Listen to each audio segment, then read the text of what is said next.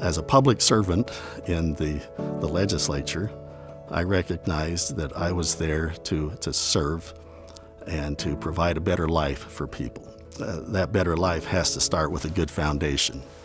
And part of that good foundation is energy.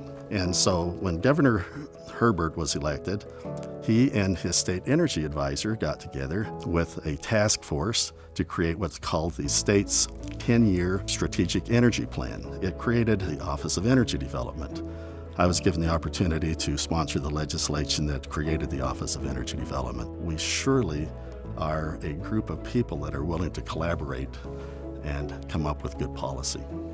For too many times in our society, we want to create an environmental camp and a business camp and not realize the interface that is deeply shared. Unless they start with that premise, we don't get anything done between the two sides. And we can let the future get away from us on what we do poorly today, or we can have a future that we love, that's there for our kids and there for our economy and for our way of life if we work hard now. I grew up just west of the Capitol building, and I lived in a home that was built by the pioneers. So I'm sure originally it was very dimly lit, if at all, because it was built in the late 1800s.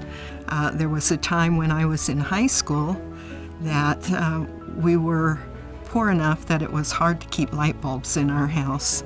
I remember one time in particular we had one light bulb in the house, so it was kind of sharing the energy. But it made me appreciate what energy meant and how it's so basic to our needs. And today we have the opportunity to help 11,000 families light their homes. I realized quickly that if I'm in a leadership role, I have an opportunity to influence women and help them understand that they can overcome their fears of stepping into the limelight if they will just step out of a comfort zone and go for it. I was a general manager at Sufco for 23 and a half years.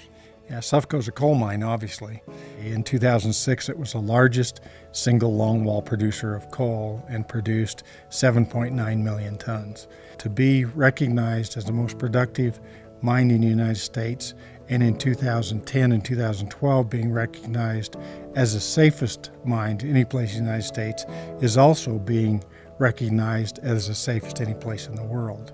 We set some real honest records, and no place do I think there's a better workforce than in rural Utah.